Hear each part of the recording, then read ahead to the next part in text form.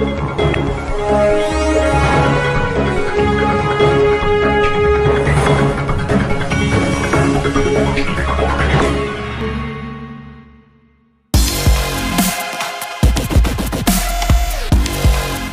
Lebaran, Polres Tegal Kota menggelar konferensi pers pengungkapan sejumlah kasus.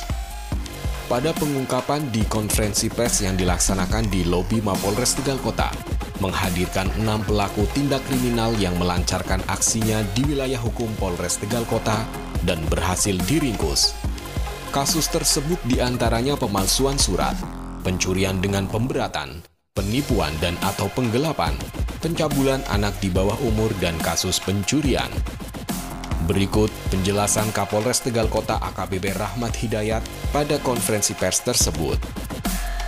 Pada hari ini kami dari jajaran Polres Tegal Kota, saya bersama Wakapolres dan Kasateskrim serta jajaran, kita akan menyampaikan informasi kepada publik, pada rekan-rekan jurnalis terkait dengan keberhasilan mengungkap kasus menonjol yang terjadi di wilayah hukum Polres Tegal Kota dalam beberapa waktu terakhir yang perlu untuk diketahui.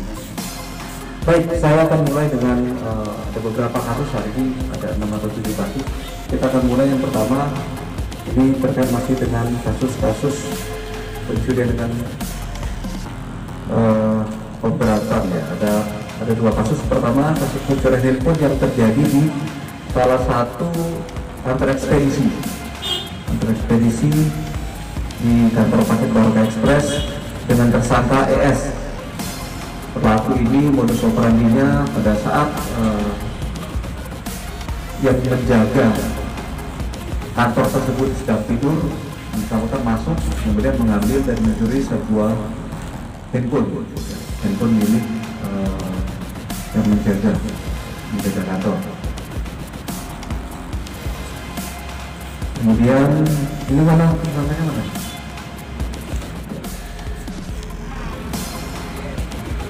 Ini adalah residivis ya. Yang bersangkutan residivis spesialis pencurian pemberatan. Jadi kita sudah mengetahui rekam jejaknya berdasarkan informasi rekaman CCTV yang ada. Sehingga kita dapat mengenali ciri-ciri pelaku, kemudian kita berhasil menangkap pelaku. Yang bersangkutan ini adalah residivis. Jadi korban kehilangan satu buah Samsung, satu buah handphone merek Samsung.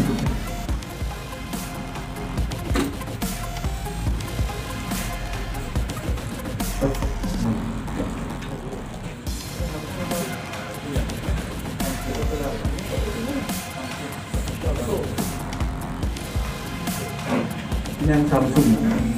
Jadi barang bukti dari kasus surat ini. Yang bersangkutan melanggar pasal 303 KUHP dengan ancaman hukuman 5 tahun penjara. Baik, yang kasus yang kedua masih terkait dengan surat. Kasus yang sama, kasus ini terjadi di sebuah kapal KM Charlie yang sedang standar di Pelindo, di mana pada saat itu korban atas nama Bang Sugiharto dan kawan-kawan sedang bongkar ikan. Tiba-tiba situasi ini dimanfaatkan oleh tersangka RM. Mana tersangka ini? Ini tersangka ini, si tersangka ini masuk dengan modus ke tempat atau kapal tersebut, kemudian melihat situasi ya, korban sedang lengah dan bongkar ikan, kemudian timbul keinginan untuk mengambil dan menguasai handphone. Ada 3 handphone yang menjadi ini ada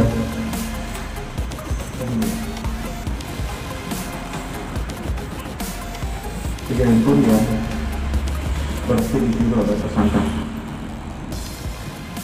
Dan tersangka melanggar pasal 363 KUHP dengan penjara 5 tahun. Sama kembali.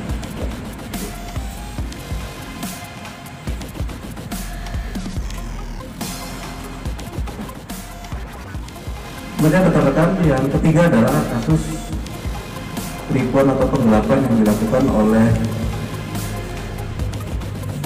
tersangka bernama NFA, orang perempuan ya. Modus operandinya yang bersangkutan ini menyewa sepeda motor milik korban. Yang sewa satu hari 70.000 dengan alasan ingin berwisata ke Fiji, tapi tanpa pengetahuan dan izin dari pemilik. Kemudian motor tersebut digadaikan dengan sebesar 5 juta rupiah. Kemudian korban melapor, kita tidak lanjuti. Setelah kita lakukan pendalaman, akhirnya kita dapat menangkap yang bersangkutan. Pasal yang digunakan adalah pasal 378 atau pasal 378 dengan ancaman hukuman 4 tahun. Mana ini BPKB dari kendaraan tersebut.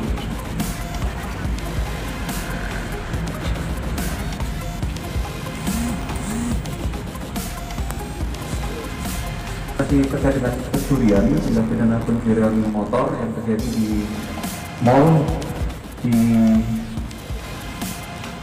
Pacific Mall ya.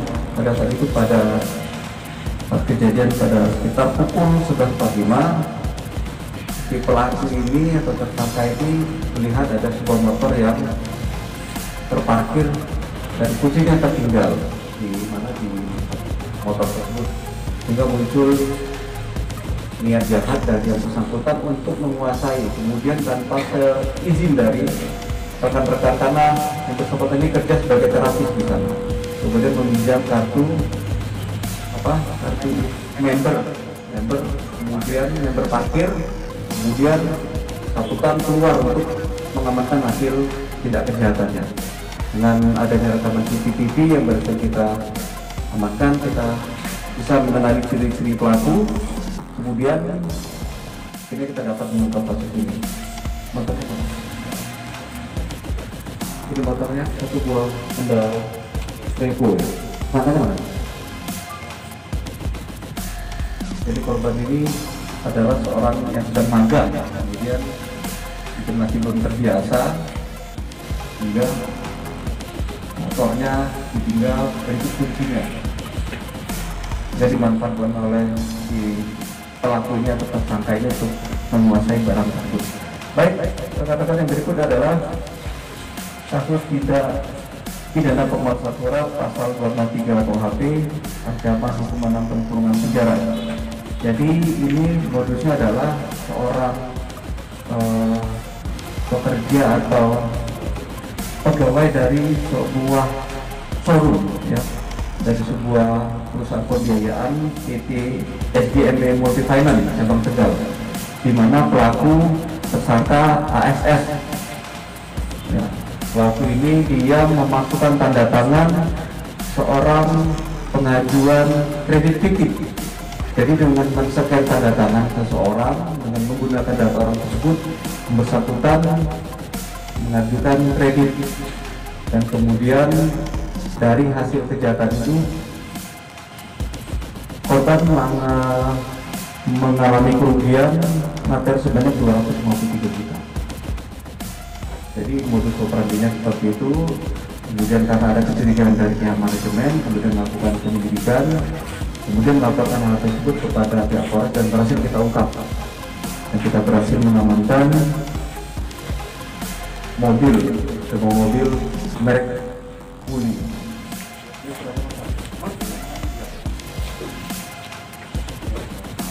Ya.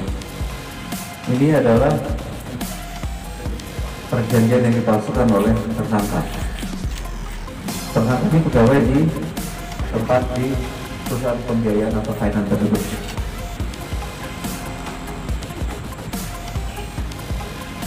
Baik, yang berikut adalah kasus tindak pidana persetubuhan dan perbuatan cabul terhadap anak di bawah umur dengan pasal yang dikenakan adalah pasal Undang-Undang Perlindungan Anak, ancaman penjara 15 tahun penjara. Jadi tersangka ini adalah orang residivis kasus yang sama, pemerkosaan yang pernah divonis selama 6 tahun. Ya. Bersangkutan ini mencari korban melalui media sosial. Kalau perkenalan melalui media sosial, mengajak dengan modus membujuk korban untuk mengajak bertemu dan menjanjikan sesuatu, menjanjikan uang kepada korban. Akhirnya korban datang, memanfaatkan kesempatan, diajak ke tempat yang sepi di semak-semak, kemudian memaksa melakukan persetubuhan pada korban dengan menggunakan ancaman parang. Ya. Nah, ini senjata yang digunakan oleh tersangka untuk mengancam korban. Jadi setelah korban tidak berdaya, tersangka melakukan aksinya.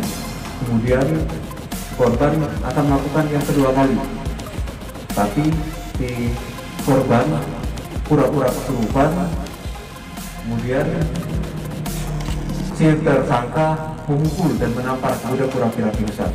Pada saat lengah, kemudian korban kabur masih dalam keadaan mobil, kemudian lari dan ditemukan oleh masyarakat, yaitu ada santri yang ada di sekitar lokasi kejadian sehingga diamankan, kemudian melapor kepada pihak Polres.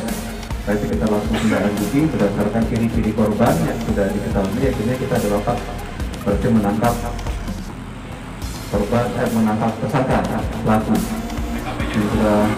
TKP-nya di Puturungan, Taman Bung Karno, Turungan Lor, Margadana. Ini adalah residivis spesialis kasus yang sama. Tertangkapnya Sabtu kemarin 23 April. Ya. Kejadiannya tanggal 19 ya. Kejadian tanggal 19 kita berhasil menangkap tersangka pada tanggal 23 April. Coba maju. Ini kita berhasil kita lumpuhkan baginya.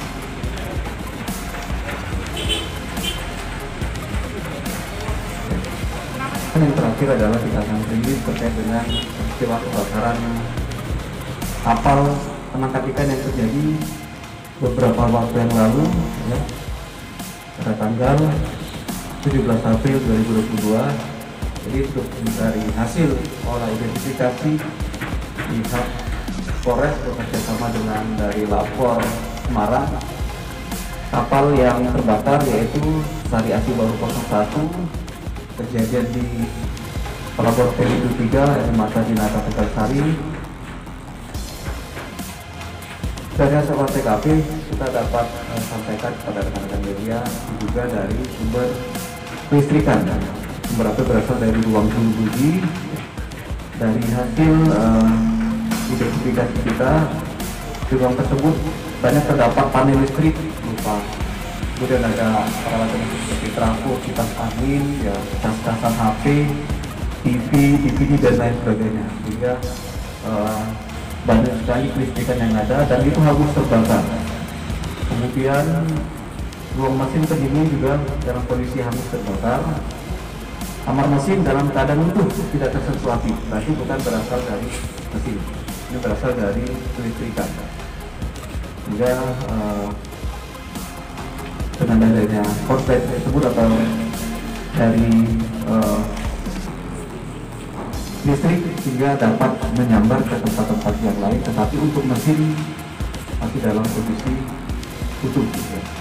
Itu sementara hasil dari penyelidikan terkait perkembangan penanganan kasus kebakaran kapal penangkap ikan yang terjadi beberapa waktu yang lalu.